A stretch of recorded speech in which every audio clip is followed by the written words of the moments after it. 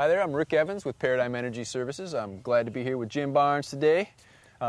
Jim's got a house here in Frankfort, Michigan, and we're going to be doing an energy audit. And Jim's got a great goal of being a net zero energy home, and it all starts with an energy audit. We got to make sure that the building envelope and the heating systems, cooling systems, all that are efficient first. And so that's what we're going to do. We're going to really put the screws to this place and see what we can do to make improvements to make it a net zero home. And we're going to be implementing renewable energy as well.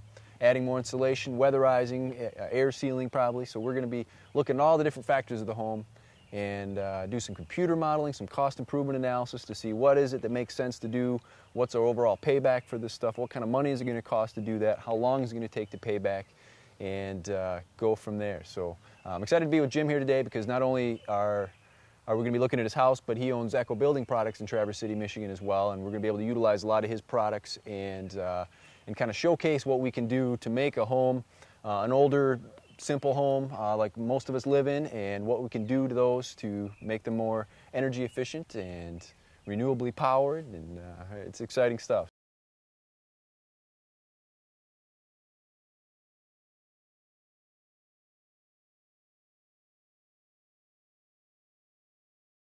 When we were looking at these walls earlier, we basically found out that there was only the foam on the exterior underneath the siding. Yep. And then when we drilled a couple holes, we found out there wasn't any insulation in most of the exterior walls. Yep. And so I'm definitely going to recommend blowing cellulose into those walls. That happens from the exterior. We're not going to really have to do much from the interior at all. You won't have to do anything with, you know, finishing anything. It'll be all from the exterior. Yeah. So basically they'll take off strips of siding, drill some holes, high density, high pack cellulose. You know, make sure we can hit every cavity. You're going to have to do that below and above every window, door, that type of thing. Sure. You know, most of the above grade walls, we're looking at around, you know, $1,100 to $1,200 cost. But that was going to save over $200 a year, about $220 a year. Okay. So that had a payback of just over 5 years, so under 6 years. All right, well, one of the things on our way down to the basement I want to talk about too is we found out that a lot of your exterior doors, even though this is a buffered area, Yep. obviously that door out there is anything but sealed, and none of this area out here is insulated. But with these doors, I mean, these are hollow core doors, Right. Uninsulated doors, and then they do have some weather stripping, so that's good. That's going to help with some of the air filtration, and it does have a sweep that doesn't look like it's an incredibly effective sweep. So I'm going to recommend a new insulated steel door. The front door is a cool old door, so whether or not you replace it, I mean, it's got some neat glass in it and whatnot. I would probably recommend weatherizing it if you don't want to replace it altogether. Yeah. And even actually, when I was talking about weather stripping on doors, weather stripping on windows is another huge thing too. You know, at the bottom of the windows where the window is actually closed, at the top and on the sides, quite often that's a great spot to get some new weather stripping because that's a thing that, you know, after 20 years, those seals go bad as well. Pretty simple, cheap, $5 at the hardware store. Right. Slap some new stuff down so you can feel it when you push that window down. There's a little bit of a sponge to it Yeah. when it's pushing it down. If windows don't have locks like this, you know, adding locks, window locks, so that they really do seal in the wintertime, all makes a huge difference. So yeah, so this is definitely, there's lots of stuff that we can do down here with the uninsulated rim and band joists. This is a good shot here of showing us the floor is fairly warm, but then how much colder the rim and band joist and the concrete wall are. One of the best paybacks, and it is really common, is the foundation walls. With these being concrete, and as you can see, the rim and band joists are all exposed as well. So basically you've only got an 8-inch block, and concrete only has a, you know, insulation of about 0.1 per inch. I mean, it's really, really nominal. It really allows heat and moisture to come through very, very easily. It's best to insulate it on the exterior, but obviously at this point of the home, it'd be a lot of digging. Right. So typically in retrofit cases, we wind up insulating from the inside. I would recommend either a spray foam or a blue board or rigid foam of some kind. Take it down to at least to the, if possible, to the frost line. But if not, obviously in these particular cases, there's only a couple feet exposed. I would definitely at least hit that, and it would make a tremendous difference. Okay. The spray foams work really well for that. Often too, because it's really tricky in this kind of an area where it's a crawl space, to be able to actually get into these areas to put blocks of foam or something can be really tedious for an installer, where if you got one guy with his rig and he can be climbing through and just spraying it up, it's a great insulator. It has one of the highest R values of any insulation per inch, plus it air seals as it goes. So that's why it winds up being a premium product for this. So that'll make a huge difference. And this says, you know, we're thinking that'd be around $500, usually $500 to $600 for most homes. It's a few bucks a linear foot for your rim and band joist area. This is going to save basically almost $200 a year that would save you in your heating costs. So that's under 3 years, about 2.5 years to pay for that. Cool. So that would be really quick turnaround. And again, you know, I can see the rafters and the ceiling, so I know, or I'm assuming that if they're buried, they're not buried very deep. That's called thermal bridging. Yep. So there's you know, that cold or warm air, whatever it winds up being seasonally, is going to be transferring through that framing. How many inches was that? It's about 5. 4 to 5. So is that like so that's an R, let's see, cellulose has an R value usually around 3.5 per inch. And this is pretty loose and kind of lumpy, and so, you know, that's probably, you know, R15-ish, something like that. So got a long ways to go. One of the things I noticed right away is, I mean, there's definitely some ridge cap vent in here, but there aren't any real soffit vents. There are some, but some of them are blocked off. So the whole venting thing is going to be real key. And another thing I'd like, you know, same thing, like let's follow that electric. Yeah, see where that goes through. See, okay, there's a good example. See how dirty that fiberglass is? That's just from airflow coming through that little tiny hole around that plug.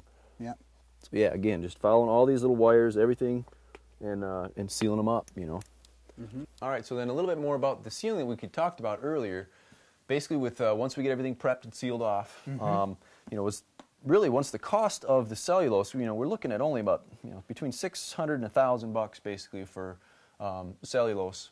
We have a few different areas of the attic that have different amounts of cellulose. So once you kind of average those out, we're probably about 5 to 6 years to pay that $1,000 back. All right, let's go ahead and get this blower door hooked up then.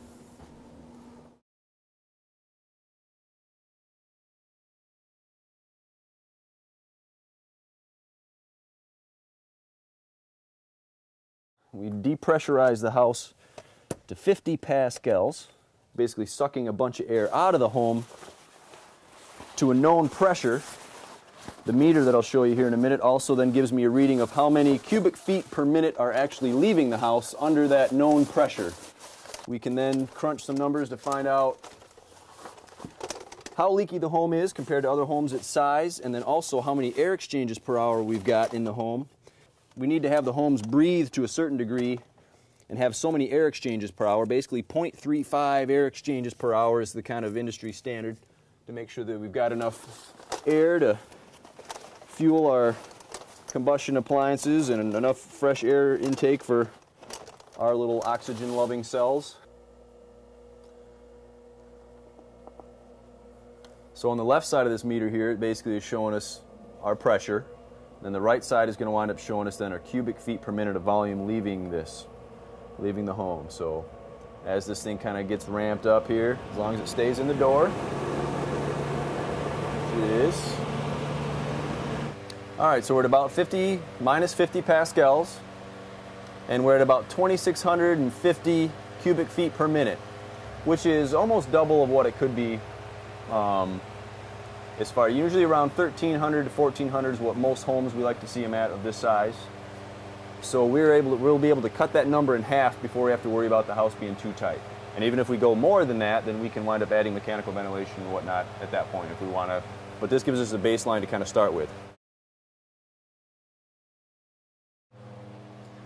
So once I've taken my blower door readings, it doesn't even really matter anymore if it's right at 50 pascals or not. It can do its own thing. It's just basically creating that negative pressure is still there. So I'm going to go back to these same areas I looked at.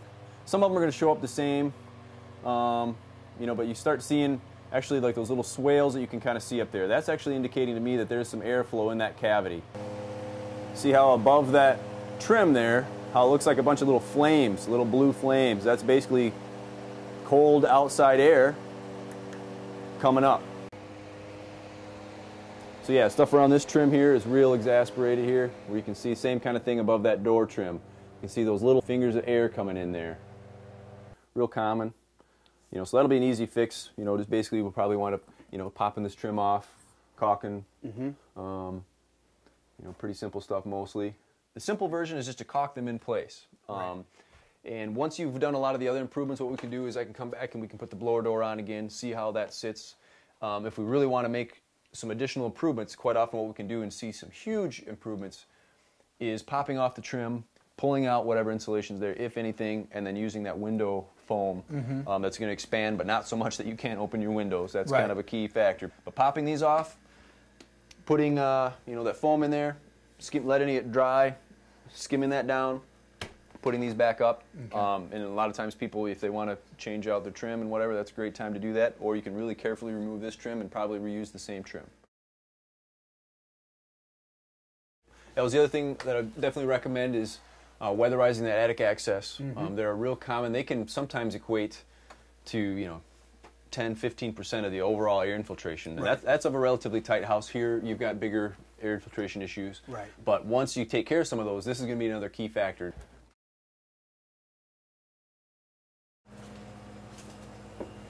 Oh yeah. So, holy mackerel.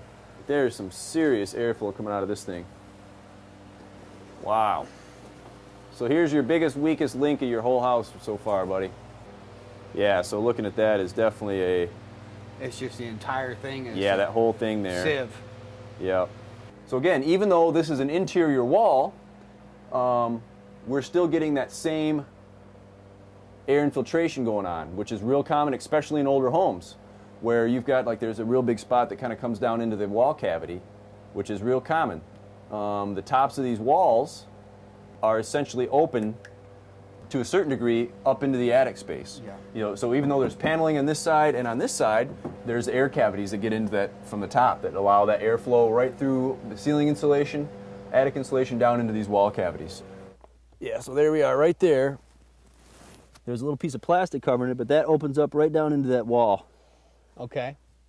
And so I could reach my hand right down in there. That's the wall cavity. It goes all the way down. So that's wide open up here. And again, this is one of the areas we found from the attic area, as well as under the blower door with the infrared, that this whole area in particular was really, really leaking. Yeah, all those gaps up there, completely exposed from the top. So we're going to need to expose all of that, and then in order to encapsulate it, whether it be chunks of blue board, spray foam, a lot of different ways that we can do that, and then we can cellulose over the top of all that and completely bury it. When we look at the whole picture, what's kind of great about this is we look at the whole picture, everything adding up, we're looking around $4,000 to $5,000 for every single, with the exception of some of the labor involved in some of the prep work. Right. So that might add, another $500,000. It's hard to say if you're going to do some of it yourself or have a weatherization specialist work on that. You'll have to get a quote from them. But that's kind of, we're looking at an overall payback, between 5 and 6 years. Maybe even 7 or 8 if you add the labor in there as well, which is a pretty good return on investment. When you're going to be saving, this has saving almost $800 a year in your heating costs. Well, keep me in the loop of your improvements for sure, and I'm excited to hear how it all goes. Yeah, I am too, man.